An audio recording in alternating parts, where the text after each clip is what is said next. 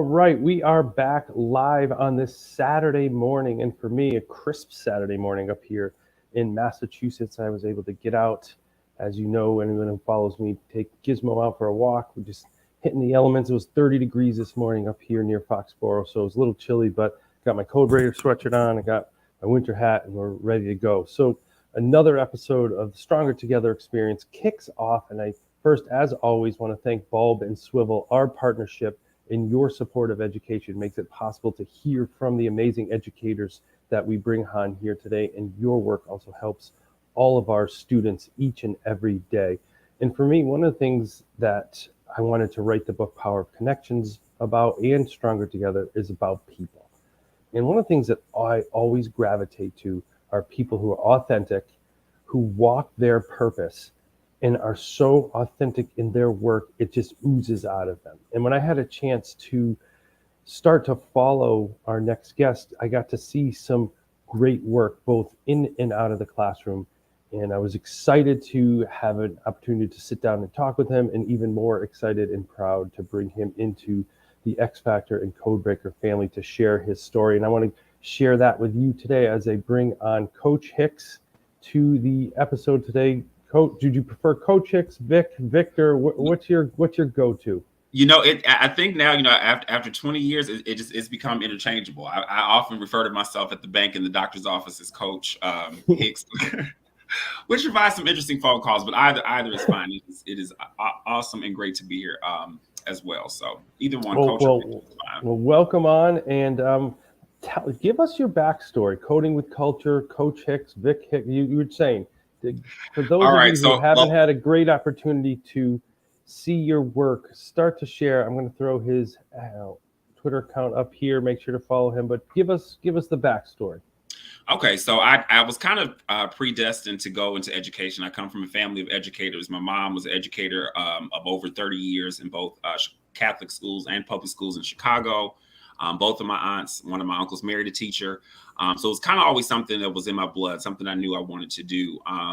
Went to two HBCUs, so Fisk University, Clark Atlanta. So that's kind of the why behind the HBCU piece. Definitely. So, and for those of you, for those individuals who don't, we are flooded with acronyms. Can you tell us what that is? Oh, I'm sorry. Right. So HBCU stands for Historically Black College or University. So I had the pleasure of attending two. And that really just took my understanding and love for the world of education to another level. And I think both experiences were definitely instrumental into not only becoming an educator in general, but definitely the educator who would start and see the significance in something like Coding with Culture. So taught both in Atlanta and Chicago. Title I reading intervention, first grade, dance, PE. Finally kind of found my niche about, I guess, 7 years ago when I moved back to Atlanta. Had a principal here who I worked with, her son, actually. So the Coach Hicks comes from the STEP coaching. So that actually, I need to back up a little bit. That was my first experience really working with young people as a STEP coach at Clark Atlanta University. So took that with me. So as I continued to teach, the Coach Hicks came from continuing to taking the STEP experience from the college level to the K-12 spaces where I worked as well. So worked with the principal's son actually in that realm and got the opportunity to come to Atlanta. They had just started an initiative to get computer science into the K-5 classroom. So I was one of the first, I think, 5 or 6 teachers here in Atlanta to teach that. And so yeah, kind of went from there in the building of the curriculum and kind of learning some best practices, and really saw the impact that computer science instruction had on children. Decided to take that into my own education related business. So that kind of kicked off after the COVID, or after the pandemic, where we were home, and really saw a lot of kids kind of thrive in that environment as it related to computer science in the virtual realm, including students who struggled. And so kind of said, okay, well, let's see, how we can expand this. And, once started kind of posting some things, and, friends or associates of mine from HBCUs and beyond were like, well, hey, we want our kids to be a part of this. Can we, set up a Zoom call? So I think we did our first virtual camp was that spring break of that first half pandemic year. And it just took off from there. So it's been a blessing. It's been a great journey so far. and it's just, and I think from the opening when I said the authentic work and walking and living your passion, it really, I'm drawn to people who do the work each and every day. I'm just going to show you something, and I know it's been past, it's in the past, but tell us a little bit about this. What was this, and what was your involvement in it? It just looked like such a great event. The Thank Ivy you Prep so much. App Design Challenge. Tell us about that. Okay, so we actually partnered Coding with Culture. This year was my first year out of the classroom as a traditional classroom teacher. So really wanted to focus on getting Coding with Culture to as many schools as possible. We were fortunate enough to meet with an awesome school, Ivy Prep Academy, which is an all-girls, pretty well, kind of a STEM academy. We're getting there. It primarily serves Black and brown girls in K through 8. So they bought into Coding with Culture full time. We anticipated being part time in a few schools, but they really saw what we were doing and believed in what the work I was doing with students. And so they hired us full time as a consultant. So one of our projects, I'm a huge supporter of project-based learning. I think when kids are able to learn, especially in computer science and STEM, when we apply some of those skills, those 21st century skills to real life situations or projects. So what we did, we were working on a coding unit with 6th and 7th grade under the idea of designing an app. And so one of the things that I always like to make sure is that as we're teaching these hard skills, so the event-based programming, those type of situations, showing kids how, even if coding is not their level of interest, there's so many different entry points into computational thinking or careers that required that. So we took it a step further. I have done Shark Tank before with other in other aspects, want to do summer programs, but I said, well, let's see if we can kind of merge this together. Let's kind of take technology from production through getting it into the app store, and how does that work, and what is a brand. So we worked with a few partner organizations here, one Inspire EDU, to get some judges, some people who worked in technology, and also in branding and advertising.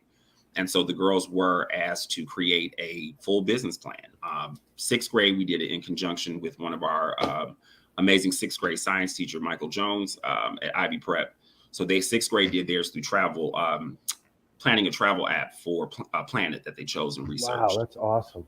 And then the 7th grade, they did those that they just kind of focused on it in the computer science or STEM class. So their big question was, how can we increase awareness about HBCUs or improve the quality of life for students currently on campus? And so the amount of creativity and ownership and just agency, I think that was the thing that, of course, as a computer science teacher, I love the, the coding and all that was awesome. But I think if I had to say the one thing that was the biggest takeaway, the thing I was most proud of as an educator was the amount of agency and confidence that my girls were able to, and again, some were coded a little bit more basic than the others, but the one consistent thing that I saw is that they were proud of themselves. And I think one of the things when we talk about closing the digital divide and providing true diversity, equity, and inclusion, we have to show children that, not only do you deserve a seat at the table, but that you are fully competent and able to, provide for that table or build your own just as, much as possible. Right?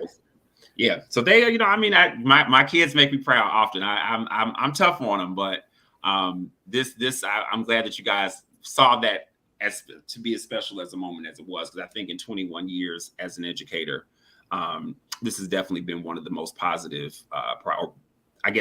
positive, proud moments as an educator of all of the project-based learning units we've done. So no, and you exude that, you talk about it, and I think that's what I want people to see with the work that you do, that it comes out in your personality. And you kind of glossed over something I'm going to come back to early in the conversation. You just threw in STEP in there. You involved in the STEP team as well? So I actually started my freshman year. So one of the big traditions that a lot of the historically Black colleges are during homecoming week or during freshman week, the dormitories get together and produce STEP teams. And so my freshman year, of course, I always loved performing, always loved the arts. So I went out when I transferred in as a transfer student. I lived in a first year hall, so I was able to get the experience joined the team, really learned. I think that's really kind of where I understood the importance of the culture of historically Black colleges, because, for most, the dorm is kind of like, okay, this is someplace I come in, lay my head for 2 hours, get up. But even that, it was such a cultural piece, and to have upperclassmen come back and, really talk about how their experience in their dorm meant so much to them. And so from there, so I stepped my freshman year, and then sophomore year, look forward to going back and then providing that same thing. So became the head coach kind of by surprise. I will say that was, but now realizing, hey, now it's all in divine order. We know, there was actually purpose to that experience. But, it really, and again, we're talking about being 20 at that point, working with, 18 or 19-year-olds. But once I finished at Clark Atlanta and went into a high school, and one of the first things I asked my principal was like, hey, can we start a step team? Let's see how this goes. And the bonds, that was, these kids are now almost in their 40s. It's hard to believe, but right. I still talk to so many of them, and it's been interesting to see as my years, especially moving back to Georgia. I remember walking to a step competition about 6 years ago, and a kid goes, "You're Coach Hicks," and I'm like, "I am." Okay. And she's like, "Well, you coach my mom, and she went to Mount Zion," and so it's provided so many different things. And that's why I said I think that coach part of Coach Hicks has been just as a big of a part of who I am as an educator, as a person, even as Mr. Hicks in the classroom. So yeah, it's been an interesting ride. We've worked with a couple organizations, fraternities and sororities, so again, just heightening the opportunity to get that college and career readiness to students. Again, just I believe in providing as many entry points, as many exciting moments that students can connect with, to hopefully get them to pull them into the fold. So absolutely. So I was looking at that. This was the event I was checking out, and how did it go? It was amazing. So Historically Black Sense is a organization. They actually are a social media based organization. They started a print magazine and digital magazine about a couple months ago.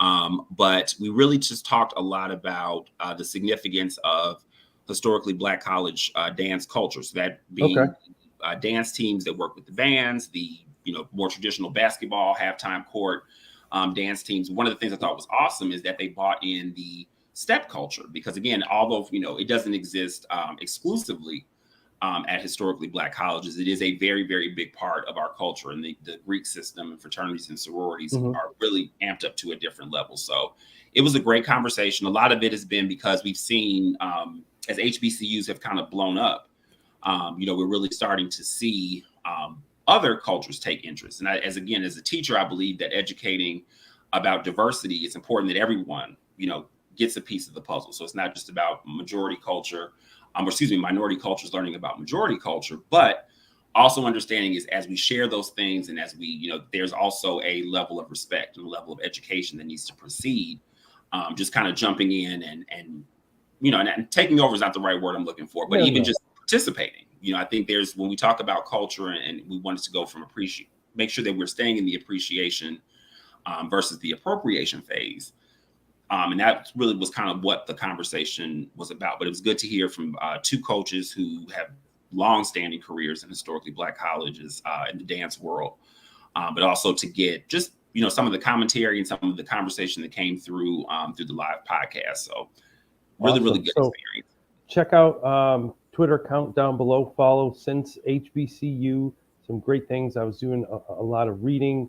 And for me, it's something I always like to learn about. It's not something I've ever, grew up with. I'm from Massachusetts, and learning from you and learning and reading, it's been a great experience. So make sure to check that out. Follow the account. Follow what Coach Hicks is doing. And one of the things that I've always been impressed with just seeing from external, from dance teams and different things, and now you bring it into schools with coding, is it's not a separate entity from school. The skills and traits students or adults learn from being involved in a dance team, being involved in a robotics coding club, it's the same as you want in your English class. It's the same as you want in your math class. So can you talk about how some of these culturally activities that you're doing, and some are like, oh, those are just extracurricular, but it impacts school every single day, and you're embraced in it. So I'd love for you to share how that happens. Well, I think that the thing for me, a lot of times I'll kind of put it in the context, folks will say, you're such a strong educator, Coach Hicks, why are we not in the, core class, or more traditional subjects? And I think, your question kind of, if I flip that and made it into a statement, is exactly it, because I think the magic that I love to see in the classroom and in extracurricular activities are the soft skills, right? They're the things that we talk about. I think one of the phrases we use the most without really showing what that means is, okay, let's work together. Let's collaborate, let's be creative. And I think that when you talk about those soft skills, it has to be in the moment. There's not something you can sit down and have a 5-minute mini lesson and say, okay, this is how you work together, or, this is how you persevere, or this is how you, problem solve. And I think when I looked at the greatest need that our kids, and I'm not a fan of the term, the learning loss, that whole phenomenon. No, I'm with you with that. But I think we do have to be mindful of the fact that our kids missed out, and it's not a loss, but it was a gap in those day-to-day practices of those soft skills. And the thing that as I tell my students, what makes coding, the common denominator that makes coding and cheerleading and computer science class, and even to a certain extent, foreign world languages, are things that kids may not use in the traditional school sense, right? Sure. It's the development of those soft skills. And those will be the things that once they, and again, we look at what we are preparing our students for, undoubtedly, those will be the things that whatever level of entrepreneurship or career they go into, you do have to know how to collaborate. You definitely will have to know how to, if there's a way to do adulthood without having to persevere, I have to take a class, because that has been one thing that, I'm very, very thankful that my educators and my coaches poured into me, because yes, it was important to learn the science, the ELA, the math, and the social studies. But as I tell my students all the time, it's the process. I love the product. I love the apps. I love the Shark Tank presentations. I love the confidence in the speeches. But it was the process, because it was a struggle for a lot of my girls, and some of them had to come back in for my steppers. Some kids come in with very little, but their desire to want to be a part of that program taught them that, hey, when it's something that I want, it's worth the work. Or if, my coach, and this is someone who I, admire or respect, there's merit in the best performance of duty. So whether that kid goes on to become a fireman or an NFL player or a computer scientist, understanding that best performance of duty is the expectation is beyond valuable. So I think that that's really where the gold in those extracurricular activities, even like I said, even in some of the more non-traditional, connections classes or those things. But again, also look at why we see students who don't necessarily succeed in traditional academic subjects. Those are usually the areas where they shine. And so for me as an educator, that is what makes me go back to do it and be at school until 5 and 6 o'clock, doing step team and robotics club and computer science club. And I think now they want a DJ club, which I know nothing. Nice. So if you know somebody that's a DJ, Matt, I would appreciate the but yeah. So I think again, it's where the magic is made in schools, and it really, really gives our kids the tools to be successful in life. So what's next? What besides, I want to hear what people would expect from your book that's going to be coming out, but what's next for you? We're just, we're taking it all in stride. We're actually just started the second quarter with our partner schools. So we are moving into some new curriculum, some new project-based learning units. I'm actually putting myself on house punishment today. So today is a open sequence day for Coach Hicks after this. And I have a coding tutorial this morning as well, but really just kind of looking to see, it's every day. It seems like, there's a new connection, a new network connect that again, will end up benefiting our students. But, we're just, I'm excited to see the ride. It's interesting because it didn't really come with a lot of like pre-planning. It was like, someone was like, hey, you should do a spring break camp online. And I'm like, okay, right. And then it's just really kind of the thing I think I love most about the process of where Coding with Culture has come from is that it's really been that organic experience. I think when people ask about, describing the organization, organic is exactly it. It came from seeing where my kids who I was teaching anyway, how they grew and really just were excelling and then, so each day is a new building block, but we are looking at doing some seeing what's going on for this summer in the virtual and in the in-person space. I'll be presenting at Georgia's big educational technology conference is actually next week. So GAETC.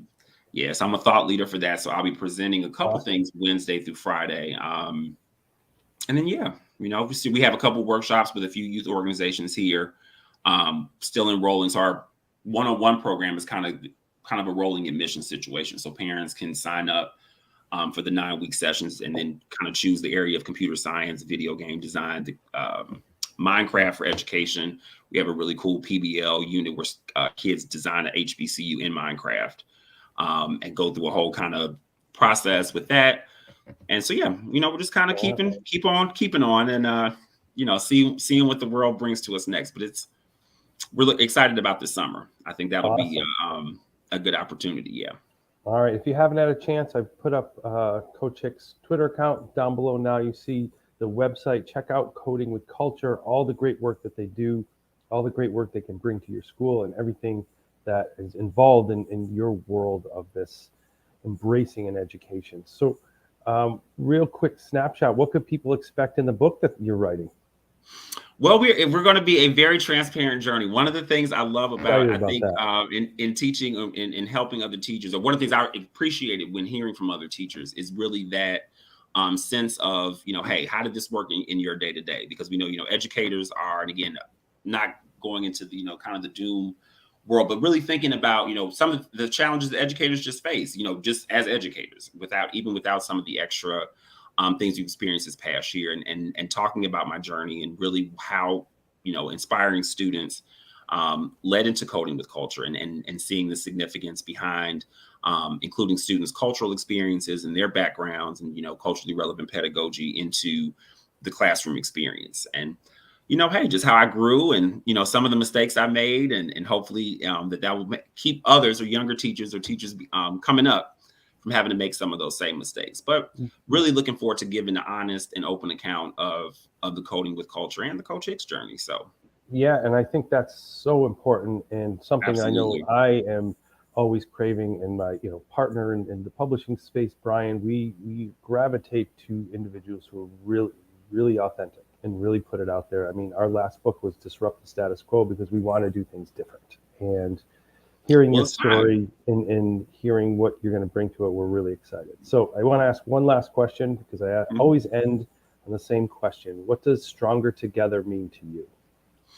Oh, Stronger Together. I definitely think that we have more power. I'm a big believer in the whole, it takes a whole village, and not just to raise a child, but I think it takes a whole village to be successful. I think if we look back and, down to the beginning of time, some of our most successful dynasties, villages, entities understood the idea of collaboration. And like I said, although it's interesting how much we overuse that with our students, when we really, really practice authentic, genuine, everybody bringing their best to the table and seeing how the chips can fall, you really find that you build a stronger foundation than you would on your own. And I think as talented as one may be, and that sometimes, again, just in that simple conversation where you say, hey, I'm doing A, and the other person says, well, I'm doing B, although one can exist independently, how much more and how we can build bigger and we can build better when we bring those individual talents to the whole, to the collective. So yes, when the name of the podcast, I think, was a definite pull for getting out of the bed early on a Saturday morning. So yes, I'm a strong believer in that concept. Absolutely. All right, we're going to be bringing it all day long, even on house punishment. So thanks for getting up and spending a half hour with us, sharing your story. We look forward to it. Was a pleasure. Thank you for having me. It was such an honor. Of course, and if you haven't yet, follow Coach Hicks at Coding with Culture, and make sure to check out the website codingwithculture.com of all the great things that you are doing, are going to do, and all the people that you bring together in this field. Thank you. So thank you for all that you do, and thanks for jumping on. You are more than welcome. Morning. Thank you. And for all of you that are continuing to watch, we have another guest tomorrow night. It's going to be exciting. And as I always say, we are stronger together when we put we over me.